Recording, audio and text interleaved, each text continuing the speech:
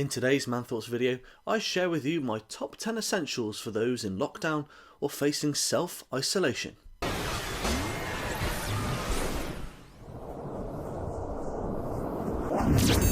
Hello and welcome back to MANthoughts. I'm Ash Robertson and I don't need to tell you what's going on outside at the moment. You're all very much aware, whether it's from YouTube videos or what you're seeing on the news, what you're reading on your phone, in social media, in newspapers. It's very clear the current situation, what is going on, and I don't need to add to that. But what I can do is what YouTube is best at, providing escapism and providing recommendations for how best you can spend this time at home. Now, just as a little side note, you're probably going to hear some road noise. Obviously, we're in lockdown situations. I'm working from home here in my office, a bit of a different setup than you're used to, but there's going to be some passing trucks. We live on a new build site here in Somerset, so you're going to hear some trucks going past, dropping off some bits and pieces, so try ignore that the best you can. But we're going to go straight into our 10 essentials for self-isolation.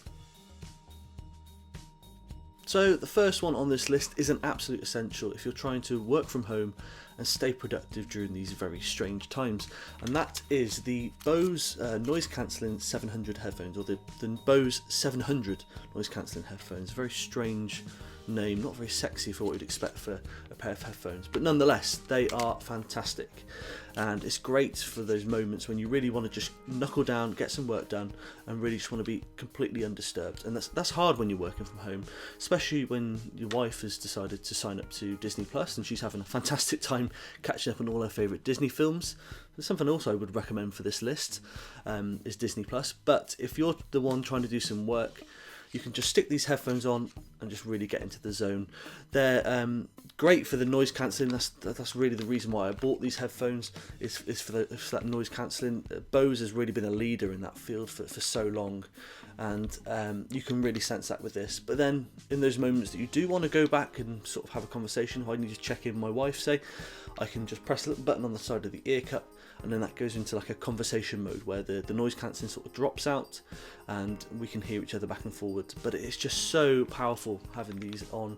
You know, all those little noises. I've been working from the kitchen table, a bit of a change of scenery from being up here in the office, and all those little noises that you don't really notice, maybe like the fridge making a little whirring noise, or I don't know, like the washing machine that's going, or anything like that. You can just sort of cut those completely out, just zone in with music, and it's just the best way I could describe it really is it's like going deaf. Hopefully we'll never get to experience that, or I hope no one does, but it's like that feeling. There's just everything just drops out and you're completely in this little bubble.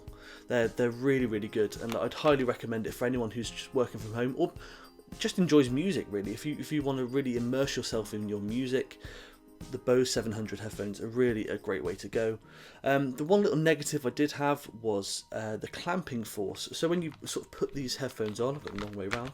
When you put these headphones on, there is a little bit like it feels like you're being a little bit squeezed, and maybe it's just because they're new, they haven't really had enough time to sort of bed in and to sort of really sort of nimble and to sort of get loose. But that was a little bit of a negative, sort of a little bit of discomfort to start with, but I feel sort of a couple of weeks now into sort of working from home, they've sort of loosened up a little bit. But to sort of counteract that, there's a 20-hour battery life on those, and it's quite good that it's done in hours. It's not some sort of vague percentage. You're not sort of getting them on going, with a 70%. Well, how long is 70%? With here, you know, you've got 20 hours max, and then it obviously changes from there. But it's good to know that how long you've got left. So if you've got a work session, maybe you've only got 3 hours battery life, you can sort of plan your lunch around that.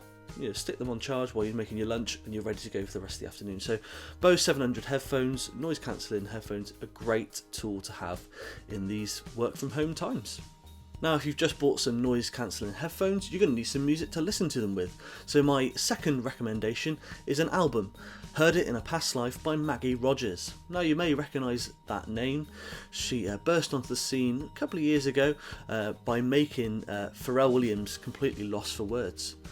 She played one of her songs for him, and he just he didn't have anything to say, which is quite a statement. And that's really the carry through for the rest of the album. There's some fantastic tracks on there, Lights On, Give a Little, Burning, Alaska, all of these are great, especially if you've just bought some new headphones like I have, and they're great for really getting into that work mode, concentrating. If you want to really get into a bubble, immerse yourself, you can't find much of a better album really. And it's still quite new. It's only sort of 2019 was when it came out, so maybe a chance that it's missed it, gone under your radar, but I'd certainly recommend that you go and find it, whether that's Spotify or go and buy the physical copy itself. Great choice for working from home. A couple of other albums that I've found really useful while I've been working from home come from Doors, an American sort of Californian band. Well worth a listen, one of my favourites. So I've listened to their album Stories Don't End, which has been out quite a few years now. And then there's one of the great things about Spotify is you've got the artist's radio. So I was listening to the Doors radio, and that was really good. It's giving you some stuff that maybe you wouldn't necessarily stumble on, but it's putting it in front of you, stuff that sounds similar to what you're listening to, and it's a great way to find out new music. And a couple of the songs from that Doors radio playlist have now made it into my overall playlist, so it's something I'd recommend. I've also been listening to some Jackson Browne and Crosby, Stills and Nash. There's some great options if you're looking for albums to really get sort of into the zone of working from home. Next on my list is another album that I think you should be listening to during these times, and it's called Let the Rhythm Lead by the Artists for Peace and Justice. Now, this may be completely under your radar, might not know anything about it, but it's a collaboration spearheaded by Jackson Browne to raise funds for educational programs on the island of Haiti. Now, of course, Haiti was hit by that awful earthquake in 2010, and it hasn't really recovered since. So it's loads of artists have gone over there. That includes Jonathan Wilson, Jonathan Russell, Jenny Lewis, Raul Rodriguez. They've all gone over as part of this Artists for Peace and Justice to try and raise some funds, working with local artists to put together some educational programs for the people there. So really, this album is a blend between that American indie rock and the Haitian music that you'd find if you were visiting the island, if you were visiting the artist centre there in Haiti. And so from this album has come some great tracks. The ones I've been listening to are I Found Out, which really started off this project. That was the one that was that the guys was sort of singing around the campfire when they first visited. When they went back, then they added Love Is Love, which is a song written by Jackson Browne. Goddess at the Wheel, Jonathan Wilson put that one together. So there's songs in there that you think that have made it into my normal playlist, and also some other ones that you wouldn't necessarily listen to in any other way. So it's a great combination album that I think really lends itself to being in that zone of working from home, and I definitely recommend it. And even if it's just to broaden your horizons, it's a good way to sort of listen to maybe something that you wouldn't tend to listen to normally. So as I mentioned there, Jackson Browne is the spearhead of this campaign of this Artists for Peace and Justice, and obviously he was recently tested positive for coronavirus, and in typical Jackson Browne fashion decided to release a song as a result. So that is called A Little Soon to Say, and that's available on Spotify. Another one that I would recommend, you're getting all this extra bonuses, so it's far more than 10 in this list, but a song that I've been listening to, obviously as a big Jackson Browne fan, and it just fits these times perfectly. It wasn't written about coronavirus, but you would think it was with the lyrics in there, and that's on Spotify, and I definitely recommend that you go and listen to that. I'm also going to link below my On Repeat playlist. So I'm a Spotify user, and they've made a playlist for me called On Repeat. It's all the stuff I'm listening to at the moment that I can't stop listening to. So I'm going to link that down below. Maybe you'll find something new that you might like to listen to. Sticking with the theme of music, this time not an album, but a book. This is the Wild Tales Autobiography by Graham Nash. Now, you might know Graham Nash from his time in the Hollies, or from being part of Crosby, Stills and Nash, arguably one of the best supergroups ever to be assembled. And this really follows his life, really, from growing up in Salford, in Manchester, and really sort of in a poor background, going right through to his time playing music and sort of finding music, joining the Hollies, which is a great British band, and then his move across the pond, going to California, joining David Crosby and Stephen Stills, and forming Crosby, Stills and Nash, and then later on Crosby, Stills, Nash and Young. And it's everything you could want from a rock rock and roll autobiography. It's not a rose-tinted view of the 70s and the 60s, and it's a real raw look into what was their life. You know, that the Crosby, Stills and Nash is known as being quite a turbulent and quite a troublesome band. There's lots of times they fell out. If they'd have stayed on course, they could have made an album every year, and we'd all be looking at this fantastic catalogue. But the way it was with their fallouts and drug use and things like that, there's only a couple of Crosby, Stills and Nash albums to really enjoy. But nonetheless, this book really goes into all those details. It goes into the relationships that Graham Nash has built, whether it's with the likes of David Crosby, but then also his famous girlfriend Joni Mitchell. They were quite the pairing in that troubadour singer-songwriter time in California, and there's loads of famous names that pop up in this book, and I've really enjoyed it. It's one that I struggle to put down.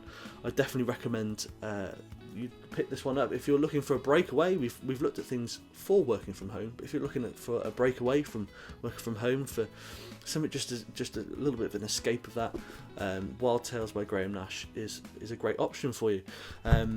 He didn't actually sign this, like, we weren't face to face when he signed this. I went to see Crosby, Stills and Nash a couple of years ago in Birmingham and managed to pick up a signed copy of this book, so just a nice little touch. It's obviously been written in a Sharpie and it's started to fade a little bit where I've been constantly reading this book. I'm not able to put it down, so I think that's the best recommendation I can give for it, really, that it's hard not to put down. But really a no holds barred look at the whole sort of time period of Crosby, Stills and Nash and that singer-songwriter movement, which really brought so many great artists and so much great music into the world. So another one for the list there. So sticking with the theme of books and the written word, I've got another book to add to your list. Now this is called And On That Bombshell. Now this is a real deep dive into the world of Top Gear from somebody who was there. No, it's not Richard, James or Jeremy, but Richard Porter, who was the script editor for Top Gear at the time and then later for the Grand Tour, otherwise known as Sniff Petrol. You may recognise that name. So he produced this book, and it really goes into full detail of all the big elements, challenges, all the things that go into making what was the world's biggest motoring show. It goes through some of the big things, some of the big topics, such as Richard Hammond's accident, and it goes through all the different things that you need to know. And there's things that maybe the show didn't manage to accomplish that are included in this book, such as one of the interesting things I read was about a race that was planned up the Florida coast with Jeremy in a submarine, a nuclear submarine. Unfortunately, it didn't happen. There was a leak in the submarine, which is not the kind of thing you want when you're in a machine underwater. But the problem meant that the challenge couldn't happen. So it's just little things like that maybe without this book we wouldn't have known about. And of course, the big finale, it goes into the event which caused Jeremy Clarkson to be suspended, and ultimately the birth of the Grand Tour. So anything you've wanted to know about Top Gear over the years, whether it's the star in a reasonably priced car, whether it's some of the challenges they've done, whether it's just the format of how they produce this show, and old Top Gear, the one that came before 2002, it's in this book, and I'd highly recommend it for someone who's a big fan of Top Gear, big fan of motoring in general. It's something that is hard to put down, and again, another way to escape from everything that's going on at the moment. Stick your head in the book and you won't regret it with this one. Richard Porter, And On That Bombshell. So following the progression like we have, my next choice would be the current version of Top Gear. So Top Gear returned recently for season 28, and that's the second season with Chris Harris, Paddy McGuinness and Freddie Flintoff. And recently we did a video on our MANthoughts YouTube channel, which was a review of season 27. And in that video I talked about how Top Gear was the closest we've got. It wasn't back. I don't think it's fair to say that Top Gear was back, but it's the closest we've got since the original trio of Hammond, Clarkson and May had left. And season 28, I think we can safely say that now Top Gear really is back. It was a fantastic season that really captured that essence of what Top Gear is all about. They answered the problems that many of us saw in what was their first attempt and came back with a really strong episode. And I think the episodes like the cheap convertible challenge that kicked off the season, the American road trip in Peru, and then the sports car challenge in Yorkshire, I think really highlighted what can still be done with this format and can still be done with three guys. There's answered a lot of the problems I had with the new trio, the new couple that came in, Flintoff and McGuinness. It's just a really light-hearted, really good series to watch, and a great way to just escape if that's what you need at the moment, and I think a lot of us do. But I think it's important to remember that while obviously there's a little bit of a change of guard with McGuinness and Flintoff coming in, there's still that anchor of motoring in essence in Top Gear, and I think that was seen in the Colin McRae film that sort of rounded off the series. Chris Harris at his best, looking into the life and career of Colin McRae. Fantastic piece of work.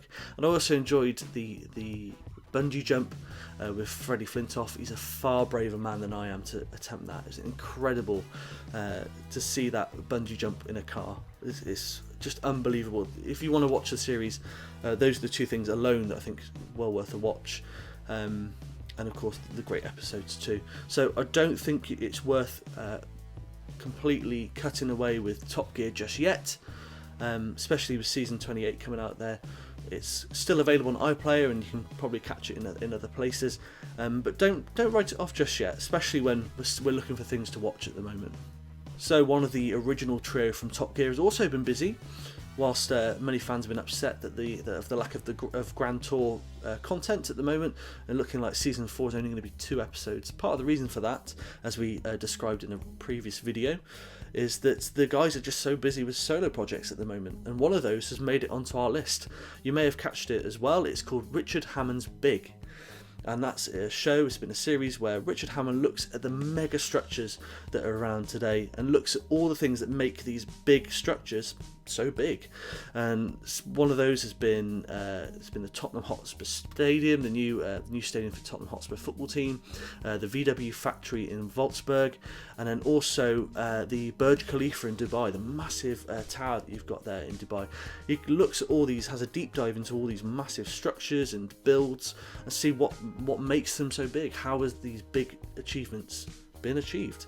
It's a really great watch. I enjoyed seeing all those different subjects that may not sound interesting to start with. You sort of see it on the planner. I Sky Plus them from Discovery, but I'm sure you can watch them on demand. I think that's coming to America in the coming year, so look out for, if you're watching from the US, it's going to be coming to your TV screen soon, hopefully. But it was great to see those subjects that maybe didn't really pique my interest, like the Merriam-Maersk shipping container ship. It carries massive thousands of containers and really is essential for our consumerism, for everything we need in the world. These containers carry everything across the world, and that was really fascinating. It's interesting to see how that boat's made, how it can stay afloat when it's so big. Maybe not your first choice if you're thinking of programs to watch, but it's definitely worth looking at. And also they're looking at massive dams and building tunnels that's going to go through the Alps. It's really, really interesting. It's something that worth a look if you're looking for something to find on TV, looking for a new series, something that's going to really broaden your horizons. I imagine it's really good. So next on my list is another TV series that I think you should be watching, especially if you're a car fan like me, and that's called Wheeler Dealer's Dream Car. Now this isn't the usual Wheeler Dealers that we've come to know and love, which has become a global success. In that series, Mike, with his help of his mechanic Ant, will find a classic car that needs a little bit of love and TLC. They'll do all the necessary repairs and sell it on hopefully for a profit. In Wheeler Dealer's Dream Car, it's all about helping people achieve their dream cars. So the person will put some money in, and maybe their car that they have already. I think one of the episodes it was like a Ford Fiesta and a couple £100, and Mike, and the help of his mechanic Elvis, will trade up to get to their dream car. And there's been some fantastic dream cars on this season, whether it's a Golf GTI, a Nissan Skyline. There's been some great options that people have chosen. I think even one of them was the Land Rover Series 2 Defender. So really interesting dream cars, and the stories of why those have become their dream cars. And Mike makes that possible through multiple trades. It doesn't just mean sticking at to cars. He doesn't just sort of trade up different cars to get there. In some cases he does, but there's been cases where there's been horse boxes, there's been Piaggio delivery style scooters, and there was even one where he had a fleet of mopeds that he was selling, all with the aim of getting to that dream car. I think that was highlighted really in one of the episodes where he was working for helping a farmer called Tom find a DeLorean. DeLorean was his dream car, probably a big fan of the Back to the Future series, and wanted a DeLorean. It wasn't made easier for Mike when all he received was a tractor and a beat up Jag as the start. But little did he know that Tom was hiding 20 grand deposit there to help Mike on his journey, and little did they know they got to the DeLorean eventually. So it's great to see how Mike firstly gets to these trades, how he gets to this dream car, but it's also great to see the reaction of the people involved in the show when they finally get to see their dream car. Definitely worth a watch. Real light-hearted series, quite different to the traditional Wheeler Dealers format, but definitely one to watch if you're a fan of those kind of shows. And now for something completely different. Now, if you're regular to this channel, you've seen some of our previous videos, you'll probably know that I'm a wrestling fan, and that's always a statement which you sort of feels like you're having to make this big admission in front of a group of people all looking at you. It's not something that everyone's always the most proud of, and certainly at the moment with WWE, the biggest name in town, with their wrestling not really hitting the mark for a lot of people, there's a lot of lapsed wrestling fans. But luckily, there's a wrestling promotion now available that's just for you. So you may have heard about All Elite Wrestling, or AEW, and they've been hitting the road with their new show Dynamite, their weekly TV show back on TNT. Now, if you're any sort of a wrestling historian, you know that to see wrestling back on TNT is such a massive deal, and there is a real vibe of that old WCW feel, and when WCW was good, don't let me put you off like that. But there's a real vibe of that sort of old school wrestling, long form storytelling, back to the actual in-ring action, a focus on the in-ring action. And for someone like me who got really tired of WWE and have been watching it for a number of years, and now it's moved to BT Sport here in the UK, I'm not viewing it at all. AEW just came along at the perfect time. And that's true in many respects, because AEW is the sort of brainchild of Tony Khan, who's the owner of the Jacksonville Jaguars and the Fulham football team here in the UK. And he joined forces with the Elite, who is sort of Cody Rhodes, the Young Bucks, Kenny Omega, names that you might be familiar with. And they sort of tapped up a lot of wrestlers that were coming up to the end of their contract, the Young Bucks and the like being a great example. They were coming up to the end of their contract, and they formed their own wrestling promotion. And the vibe has been fantastic. They've done a few pay-per-views to start off, and then finally have Dynamite, which has been hitting the screens. And it's just been fantastic to finally look forward to wrestling again. So if you're a lapsed wrestling fan, or you're a fan of wrestling that's not really been enjoying what's been served to you recently, it's definitely worth giving All Elite Wrestling a try. Their pay-per-views have been absolutely fantastic. Their storytelling has been great. It's been real long form storytelling, not just we're going to put two guys together and this feud is going to be done by the end of the week. There's real methodical approach to all different stories. There's a real progression all the way through right to the pay-per-view. There's been fantastic matches as well, and if you're like me and you've just been in that WWE bubble, you haven't really seen what's been going on the independent scene, there'll be a lot of new names to you on this show. People like Private Party, Darby Allin, the Jurassic Express, all these great talents, and that's just some. There's loads more. Jimmy Havoc, MJF, Kip Sabian, all these great names that may be completely new to you, but you're going to fall in love with them as soon as you start watching AEW. Fantastic talent. In many respects, there's a real sport feel. That was their MO as they started. That's why they've got rankings. They've got lots of different other things that they employ. They've gone a little bit back on that recently, but not enough to really take you away from the product, I would say. It's not like we've gone back to 90s WWF and everyone's a mechanic and a plumber.